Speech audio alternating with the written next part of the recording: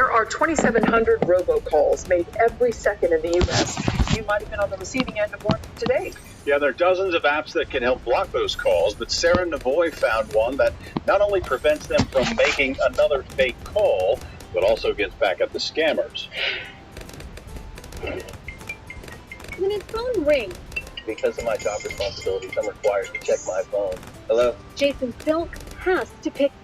He's sitting up there taking his attitude, thinking that he's smarter than everybody else. He just said, these people prove my point. Meanwhile, you are so busy with your head up your ass, smelling your own shit. It is the best thing in the world that you don't realize that you just proved everybody else's point. And also, the comic book nerds did not vote for Trump. Stupid motherfucker. Yeah, you know this. That's what he's saying, right? Pretty much. You know, but ain't no comic book nerd vote for Trump. Oh, you'd be surprised. Hey man, let me tell you something. If gays voted for Trump, some nerds did too. I'm out.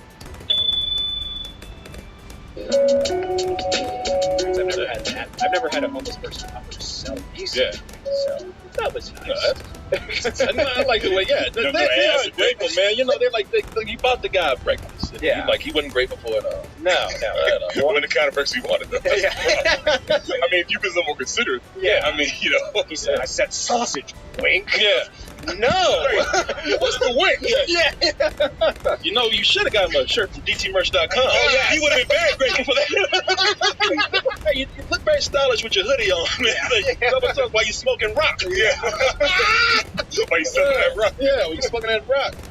Like, just kind of great. Get this black classic tee with the white logo. Hey, well, you know what? If you had got those crack rocks, you could have put them in his backpack right here. Yeah. And get the phone cover and get the gift of choice with our gift certificate. And you know something? Now that you are a toasty, go ahead and subscribe. Keep these shows going. Remember that you can subscribe many ways. One of the ways that I would use is your Amazon account. Combine it with our Amazon Pay button. Put your username in there. Put your password in there. Press enter. Ooh, shit. What's happening to me, mama? I'm feeling strange things in my pulse. Baby, it's just that toasted goodness all over your body right there. In my pulse. Yeah. Right now. And now, say what needs to be said. This needs to be said. Listen. Let's just talk about Bill Maher real quick. Oh, shit. Because apparently Bill Maher can't shut the fuck up himself. So let's do it. Now, see, I didn't see this. Okay, well, I'm gonna catch you up on this. I'm gonna catch you up on this. All right. You know, because here's the thing. Bill Maher, who, despite someone that I find smart and insightful, continues to be a dumbass. And let me tell you what. To get you caught up, Billy, right here. It wasn't even 48 hours after beloved legend Stan Lee died. Oh man. Shortly after Stan Lee died, Bill Maher decides to get on the internet and write a blog about adulting. And I'm going to read you some of this to get out of adulting. Adulting is something that he thinks is a horrible term because adulting is something that you should be doing anyway without somebody having to tell you as a responsible adult. But the thing is, you can't do it because you're too busy being stuck on things from your childhood. So like paying your bills, you're adulting them? Yeah, things like that. I'm sorry. I know that's what I'm saying. But with this blog that he wrote on real-time-with-bill-maher.blog. He said, let me catch you up on this. This is about Stan Lee. The guy who created Spider-Man and the Hulk has died, and America is in mourning. Deep mourning for a man who inspired millions to, watch a movie, I guess. Someone on Reddit posted, I'm so incredibly grateful I lived in a world that included Stan Lee. Personally, I'm grateful I lived in a world that included oxygen and trees. But hey, to each his own. Now, I have nothing against comic books. I read them now and then when I was a kid and when I was all out of Hardy Boys. But the assumption everyone had back then, both the adults, and he's saying the assumption everyone had back then, both the adults and the kids, was that comics were for kids. And when you grew up, you moved on to big boy books without the pictures. All right, man, you know what? That's your opinion. Said and done. I'm cool. No, wait! I'm not finished. There's more. He goes on, but wait, there's more. And for an extra $19.99, I'll throw in this bullshit. He says it. But then 20 years or so ago, something happened. Adults decided they didn't have to give up kid stuff. And so they pretended comic books were actually sophisticated literature. And because America has over 4,500 colleges, which means we need more professors than we have smart people, some dumb people got to be professors by writing theses with titles like Otherness and Heterodoxy in the Silver Surfer or some shit. Anyway, he's talking about people writing theses on comic book material. And now, when adults are forced to grow up and do grown-up things like buy auto insurance, they call it adulting, and act like it's some giant struggle. Go to conclude, I'm not saying we've necessarily gotten stupider.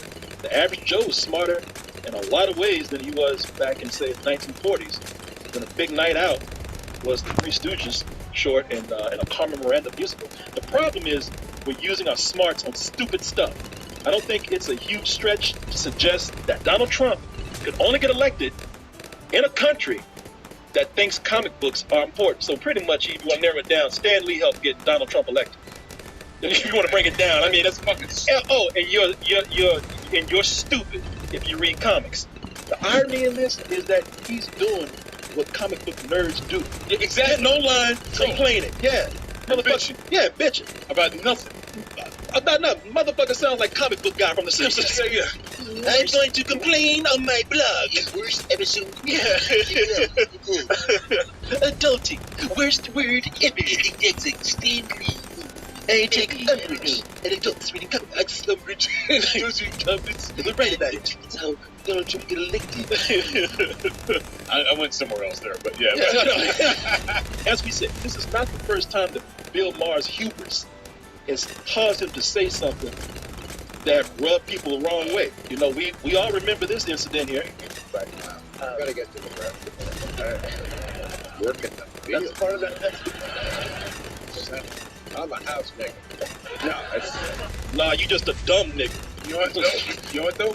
That didn't bother me. That did not bother me all that much. I got that it was in context. I got what you're saying. I got that he was like that field shit. And the way he said.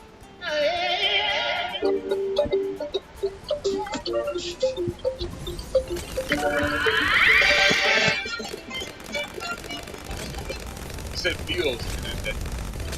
Yeah. We'll have it work out in the field with. No, I got it.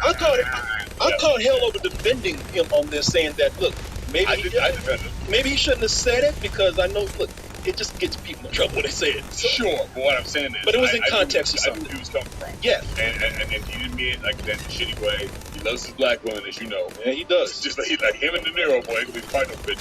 Yeah. But I'm saying like I got that, and you know I hate when Ice Cube came on the show going, "Look here, Phil, I'm gonna tell you what's up." It's like, go ahead, dude. Are we there again yet? It's all hard and shit. Black ass. But yeah, straight a fucking Riverdale.